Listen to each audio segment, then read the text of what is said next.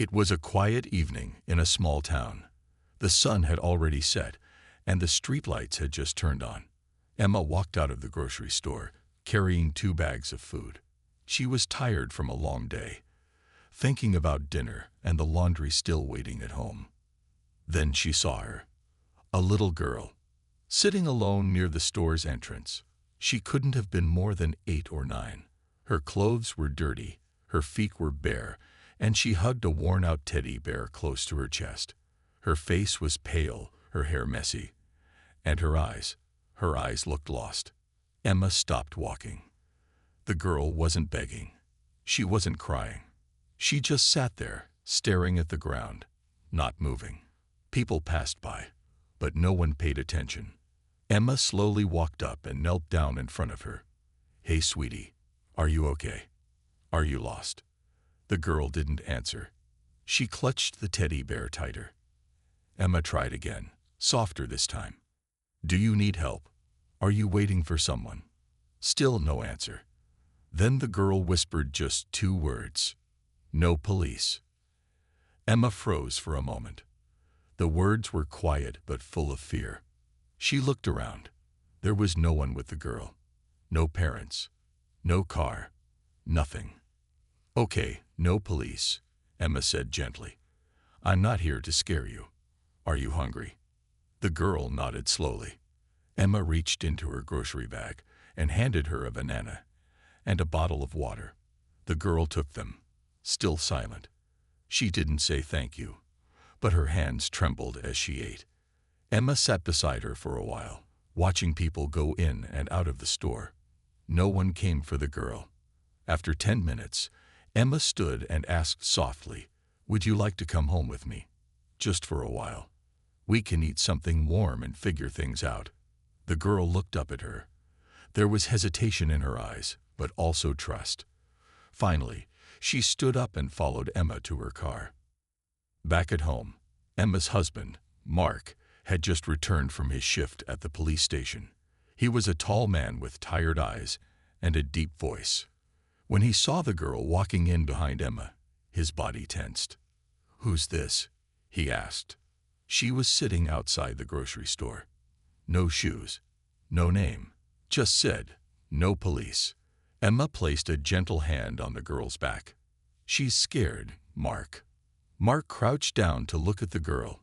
She stood frozen in place, holding her teddy bear like a shield. Their eyes met. Mark blinked. Something about her face felt familiar. He stared at her longer, then at the teddy bear, then back at her face. He stood up slowly and walked into the other room. Emma followed him. "What is it?" she whispered. Mark didn't answer. He went to a locked drawer in the hallway, pulled out a thin file, and opened it on the kitchen table. It was a missing child's case, from 6 years ago. A little girl named Lena Matthews. Same brown eyes, same round face, same torn teddy bear. He remembered it because it had a stitched-up eye. "She can't be," Mark said, his voice shaking. Emma looked at the photo in the file, then at the girl in the living room. "It's her, Mark, isn't it?" Mark sat down hard on the chair. His hands trembled as he looked through the notes again. She was taken. They thought she was dead. This case was closed, but not solved. I worked on it. I remember the mother crying. I remember the funeral they had, without a body. Emma felt cold all over. She looked back at the girl, now curled up quietly on the sofa. Then why now? Why is she here? And why? Why no police? Mark didn't answer. His mind raced with memories, with questions, with dread. He pulled out his phone to call someone, but stopped. He stared at the screen, frozen. "Something's not right," he said slowly. "If she's really Lena, someone didn't want her to be found." Emma whispered, "What do we do?" Mark looked at his wife, then at the little girl. "We keep her safe. No one must know she's here. Not yet." And with that, the doorbell suddenly rang. Mark and Emma looked at each other, fear in their eyes. The doorbell rang again, louder this time. Mark stood still, his hand near his belt out of habit. He wasn't in uniform now, but the training never left. Emma grabbed the little girl's hand and quietly led her to the bedroom. Mark opened the front door slowly. It was just a delivery man, a small box, nothing else. Mark took it, signed without a word, and watched the man walk away. But even after he closed the door, the tension remained. Emma peeked out from the bedroom. All clear. Mark nodded, but his eyes were still on the hallway, deep in thought. Later that night, after the girl had eaten and fallen asleep on the couch, Mark sat down at his old desk. He opened his laptop and searched the police database for Lena Matthews. Nothing came up. Not the photo, not the file, not even a missing child report. He frowned. He checked again, this time using his clearance code. Still nothing. The case was gone. Completely wiped. "This doesn't make sense," Mark whispered. Emma came over. "What do you mean?" "I was part of that case," Mark said. "I remember going to her house. I remember the mother's voice, shaking when she said, 'She was just here. She was just brushing her doll's hair.' But now, there's no record. It's like Lena never existed." Emma sat beside him. "But she's right there, Mark. She exists." "I know." He turned the screen off and leaned back in his chair, which means someone made sure no one could find her again. Emma looked toward the couch. The girl was curled up with the teddy bear, but her eyes were open, watching them. "Who would do that to a child?" Emma whispered. Mark shook his head. "Someone powerful, someone with access." Then something hit him. He went back to the file drawer, digging through old case notes, paper files he had printed long ago, ones never entered into the digital system. Mark was old school like that. He found a copy of the Lena Matthews report, date, photo, the name of the lead detective, himself. But something was off.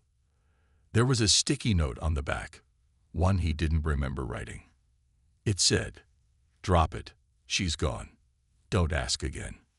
There was no signature, no initials, just those words. Mark felt his stomach twist. He had forgotten all about this. At the time, the department said there was no evidence, no leads. He'd moved on to other cases. But now, looking back, it all seemed wrong. "This was a cover-up," he said. Emma looked shaken. "What if they come looking for her?" "They will," Mark said. "Especially if they know she's not where they left her." Emma stared at him.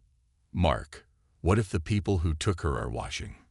Mark looked toward the window. His eyes scanned the dark street outside. Then he stood, walked to the couch, and knelt in front of the girl. "Lena," he said gently.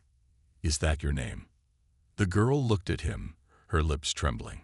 She gave a small nod. "Do you remember where you were? Who took you?" She didn't speak, but her eyes filled with tears. She gripped her teddy bear tighter. Mark didn't press further. "It's okay.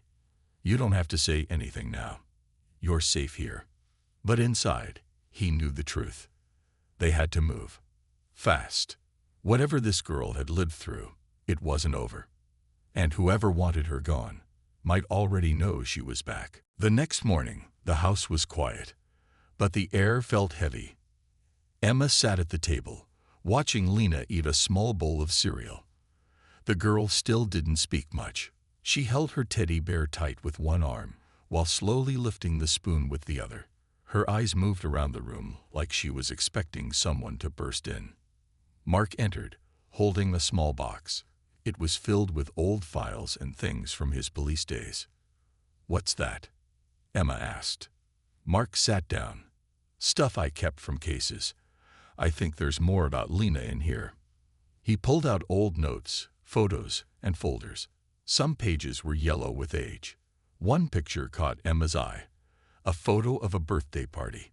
A small group of children sat around a cake. In the middle sat a girl with wide brown eyes and a big smile. "That's her," Emma said softly. "That's Lena." Mark nodded. "Yeah, this was taken a few weeks before she disappeared." Then something strange happened. Lena saw the photo and dropped her spoon. Her face went pale. She walked over slowly, looked at the picture, and pointed. Her tiny finger touched one face in the background. A man standing by the fence, half hidden in the shadows. "Bad man," Lena whispered. Emma's breath caught. "Do you know who that is?" Mark asked gently. Lena didn't answer. She just looked down at the floor. Mark took the photo, flipped it over. No names, just a date. He stared at the man's face. It looked familiar. Too familiar. He stood quickly and went to the living room. The fireplace had a row of old family photos above it. Mark pulled one down. A group picture from a department picnic years ago. And there he was. The same man. Standing next to the police chief. Emma came in. "Mark, who is that?" Mark's voice was tight. "His name is Daniel Cross. He used to work in intelligence. Left quietly. No one knew why. He wasn't part of the original Lena case. At least, not officially." Emma stared at him. What would a man like that be doing at a child's birthday party? "I don't know," Mark said. "But if Lena remembers him as the bad man, then he's connected. Somehow." Suddenly, a noise came from outside. A car engine. Mark peeked through the curtain. A black car had parked across the street. It didn't move. It didn't turn off its engine. Just sat there. Emma felt a chill.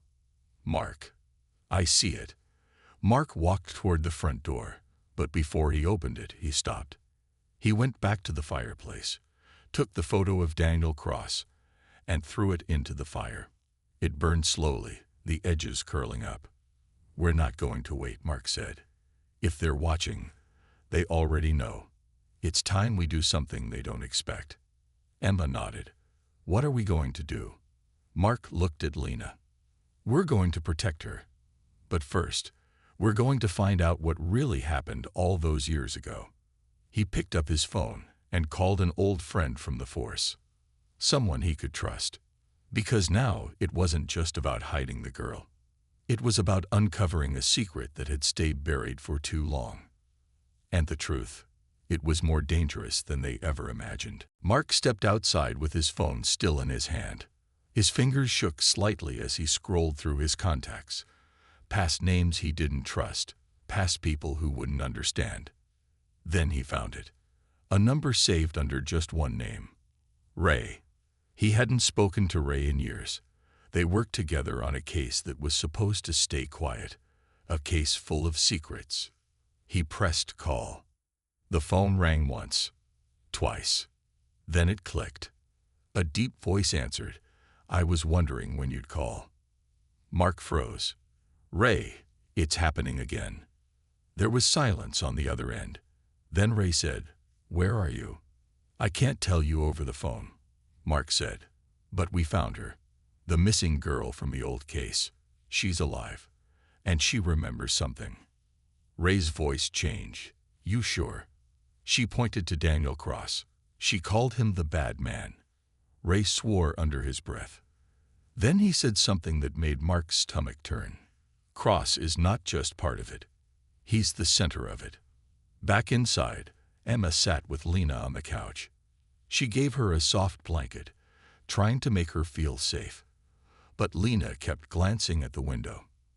Emma whispered, "No one's going to hurt you, okay? You're safe here." Lena didn't answer, but she held onto Emma's hand, small fingers wrapped around hers. Outside, Mark's call continued. "What do you mean, center of it?" he asked Ray. Ray spoke carefully. "You were never told everything about that case, Mark. That little girl, she wasn't just kidnapped. She was being watched, tested, like others before her."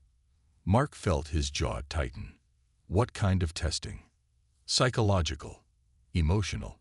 They wanted to see how far a child could be pushed before they broke. Mark closed his eyes. "That's sick." "Yeah," Ray said. "And the worst part, it wasn't just one man. It was a group. And Daniel Cross, he was running the show." Mark looked at the black car still sitting across the street. They know she's alive. They'd probably knew before you did, Ray said. And if they're watching you now, you don't have much time. Mark took a deep breath. Then I need to move her. Somewhere safe. Can you help? Ray paused.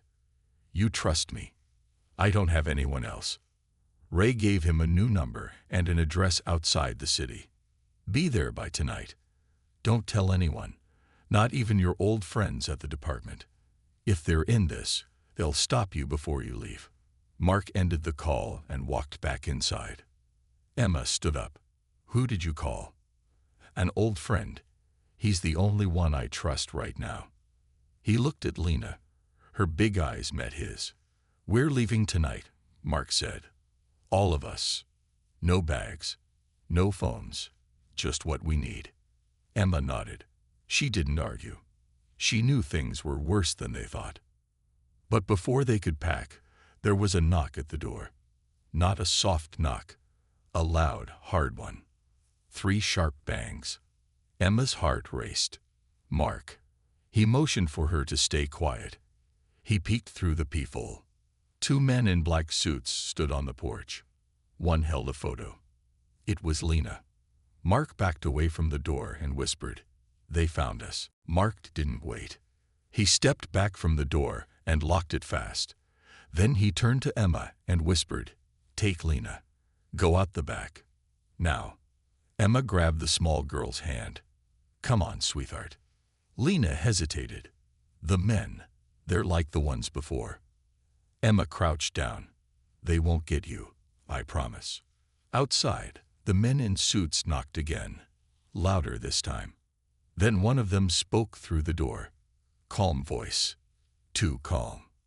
Mr. Mark Evans, we need to ask you a few questions. About the child. Mark didn't answer. He grabbed his old badge and a flashlight, then opened the hallway closet and pulled out a dusty duffel bag.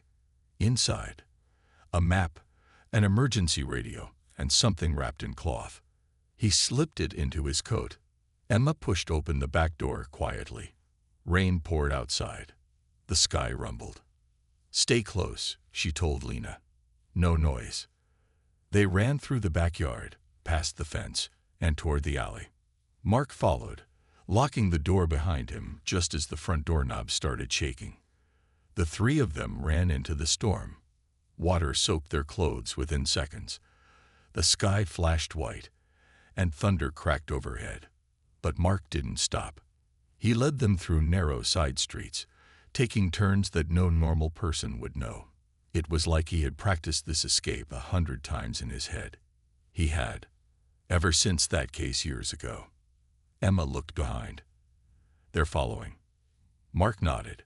Not yet, but they will. At a gas station 2 miles away, they hid behind a dumpster. Emma held Lena tight, trying to keep her warm. Lena whispered, Why do they want me? Mark looked at her, his face hard but kind. Because you saw something. And now, they're afraid you'll remember. Lena nodded slowly. I remember the room. The smell. The bright lights. They said I was a number, not a name. Mark's heart broke. He looked up at the gray clouds. This was bigger than he feared. He took out the emergency phone from his coat and dialed the number Ray gave him. Ray picked up. We're on our way. But they're close. Then don't take roads, Ray said. Use the old path through Brighton Woods. I'll meet you at the tower. Mark frowned. That's miles away. It's the only way. Trust me. Mark hung up. He turned to Emma. We're going into the woods. Emma didn't argue. She just took Lena's hand again. As they moved toward the forest, headlights suddenly turned the corner down the road. A black SUV. They found us. Mark hissed. Run, Emma said. The 3 of them dashed across the street and into the trees. Branches scratched at their faces. Mud soaked their shoes. The wind howled through the leaves. Behind them, doors slammed and footsteps followed. But Mark kept leading. Every step through that dark forest felt like a battle. Every noise made Emma jump. Lena nearly slipped, but Mark caught her in time. They reached a creek and followed it upstream. The water was freezing, but it washed away their tracks.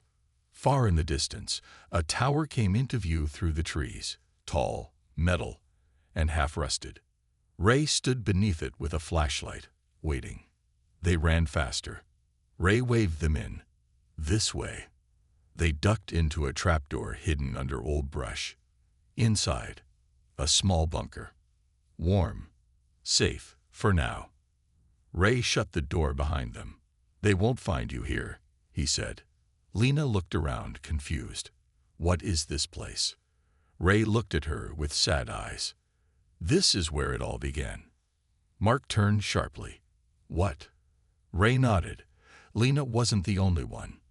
And this place was the first test site. Emma covered her mouth. Mark clenched his fists. Lena just whispered, I remember this place.